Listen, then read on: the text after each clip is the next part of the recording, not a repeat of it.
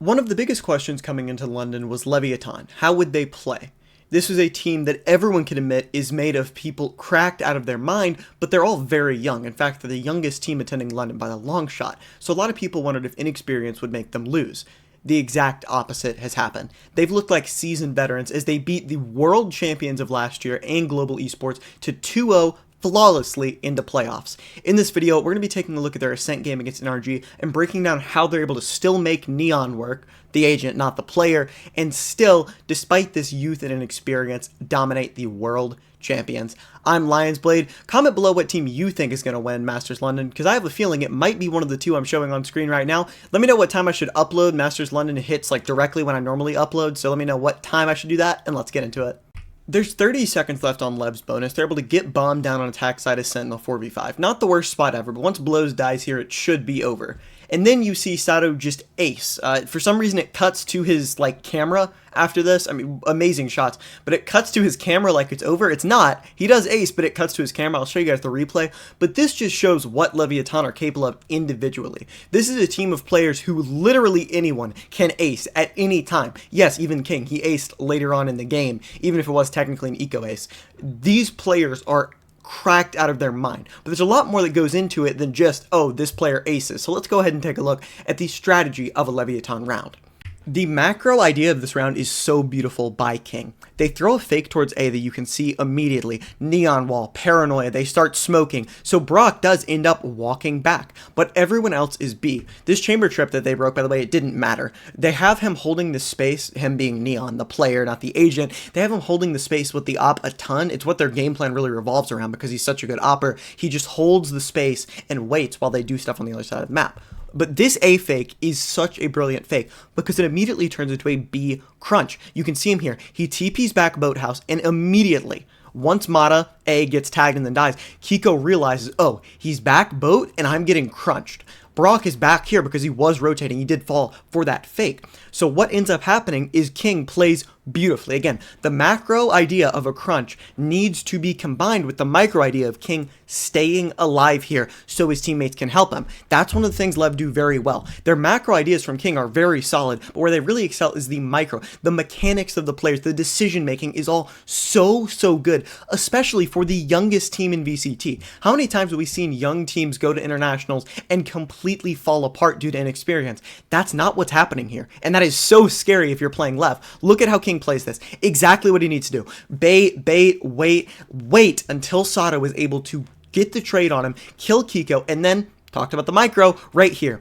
Sato is 1 HP. No one else is really able to trade him. So what does he do? He's like getting sucked, paused by the Astra Star. So he goes back, ults. This ult wins them the round. Because A, Sato wins in the round later, but B, he's able to then trade his teammate. I mentioned Neon's opping. He kills Ethan here. But if he just died, if he did not pop that ult and just died, then it is a 2v2. Neon has an op and Spike is still back here. The round is over if that happens. But he has the decision making to know when to pop that ult. He kills Brock and then the round should be over. But it isn't. Because kind of a lucky thing here with Scuba where he's able to get these 2 kills, but Scuba plays this perfectly. He knows exactly what Sato is going to do. He is begging and pleading for Sato to do exactly this. This is his game plan, for Sato to wrap. But, talked about the players individually, it doesn't matter. A beautiful game plan that is executed beautifully because the players are so good at knowing what to do. This team is unstoppable, but if you want to be unstoppable in ranked, go ahead and watch this. If you watch this channel, you know Valorant is a mental game just as much as it is a mechanical one. One mental mistake can lose you rounds, and that can lose you games, meaning you're not playing to your true potential. That is where Flow State by NeuroOptima comes in. Flow State is built for true mental clarity, not just energy spikes, and there's a reason that Tier 1 and 2 pros are all switching towards it. It is better than anything else on the market. It'll give you true mental focus, and it will not let you crash. It's an all-in-one cognition optimizer that boosts how you think, mental clarity, and gives you clean, sustained energy for up to 6 hours. If it's going to work at the pro level, I promise it'll work for you too. So go ahead and play to your true potential by getting some Flow State. Link is in the description, and you can use code LIONS for 15% off. Go rank up, and let's get back to the video.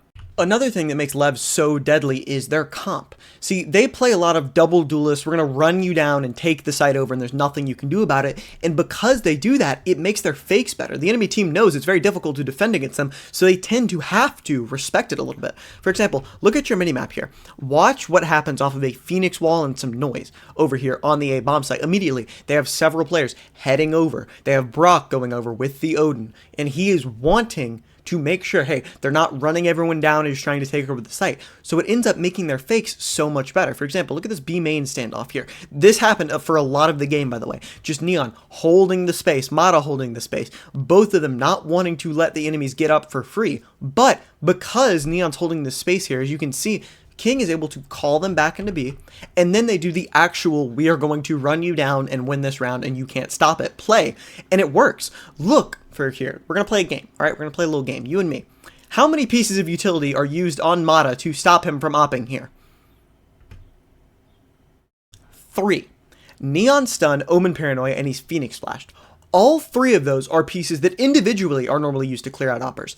Mata is not getting this kill. There's nothing he can do. He is gone. He's forced to TP out. But, big problem, they've isolated the entry player. The Vice Wall has done exactly what it's supposed to do and isolated Neon on the entry. Phoenix wasn't able to get in there. What are you going to do? Well, King knows, and King is a very, very selfless player for this roster. He knows, okay, I need to help my entry player out. What can I do? I'm going to TP on top of this wall, make Scuba go back. If you'll notice, look at his crosshair here. He's tracking, oh, is Neon the one in? He doesn't know off the Neon wall. Is Neon the one in? Then he hears the TP and goes back. He's like, oh, King TP'd up there. I need to kill him. Spikes and gets the first blood, and now Mata is alone on site with an operator. He's able to get one, but it doesn't end up mattering because, again, I've talked before. Neon is such a good agent. Is not who I'm talking about here. It's the player. Neon, the player, is so good at opping. Once he's able to get on site with the op, it's very difficult to take it away. Forget how hard it is to attack on a scent and get back into a site. Combine that with a Neon op, and it's just over. Round 1 by Leviatan, and a great one for them. Yeah, and Sato is just boing, boing, boing. Now, you might be thinking, well, if they know Neon's there every round, how about they push with their double duelist? Well, Mr. Invisible Man, you have figured it out, and they do exactly that the next round. You can see immediately the response from Lev is, okay, we're going to try and hit A because we know they're being aggro B. King is going to help him if he can. If he can help him. But then the call shifts because Neon is able to get this kill onto Kiko.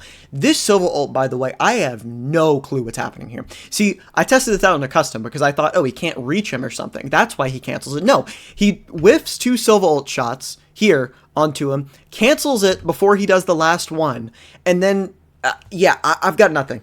I really have no idea. Maybe he was scared of cap pressure or something. Regardless, again, he doesn't get the kill with the Sova ult, so now they have used Phoenix and Sova ult. Then everyone pushing out for NRG just die, so they get a free B site.